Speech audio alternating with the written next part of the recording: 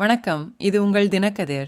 பிரதமர் நரேந்திர மோடி தனது தியான பயிற்சியின் ஒரு பகுதியாக தமிழகத்தின் கன்னியாகுமரியில் உள்ள விவேகானந்தர் பாறை நினைவிடத்தில் வெள்ளிக்கிழமை சூரிய உதயத்தின் போது சூரிய அர்க்யா செய்தார். இந்த சடங்கு சர்வவல்லமை உள்ளவருக்கு வணக்கம் செலுத்துவதை உள்ளடக்கிய ஒரு ஆன்மீக பயிற்சியாகும். இது சூரியனின் வடிவத்தில் வெளிப்படுகிறது, மேலும் கைகளை கூப்பி பிரார்த்தனை செய்வதும் அடங்கும்.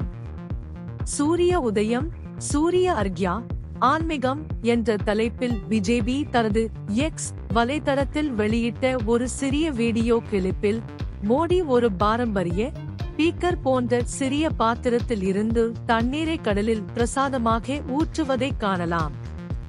அவர் தனது பிரார்த்தனை மணிகளுடன் பிரார்த்தனை செய்வதையும் வீடியோ காட்டுகிறது. காவி சட்டை, சால்வை மற்றும் வேட்டி அணிந்து தியான மண்டபத்தில் ஆழ்ந்த தியானத்தில் ஆழ்ந்திருக்கும் பிரதமரின் புகைப்படங்களை பாஜக பகிர்ந்துள்ளது. தியான மண்டபத்தின் உள்ளே பிரதமர் தியானத்தில் ஈடுபட்டிருந்த போது அவருக்கு முன்னால் தூப கொச்சுகள் மெதுவாக எரிந்து கொண்டிருந்தன. மோடியும் ஜபமாலையை பிடித்துக் கொண்டு மண்டபத்தை சுற்றி வந்தார். தியான தோரணையில் உள்ள அவரது புகைப்படங்கள் வெவ்வேறு நேரங்களில் எடுக்கப்பட்டதாக தெரிகிறது. மேலும் வீடியோ கிளிப்புகள் இதே போன்ற காலவரிசையை பரிந்துரைக்கின்றன.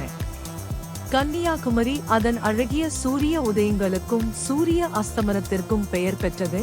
மேலும் விவேகானந்தர் பாறை நினைவகம் கடற்கரைக்கு அருகில் ஒரு சிறிய தீவில் அமைந்துள்ளது.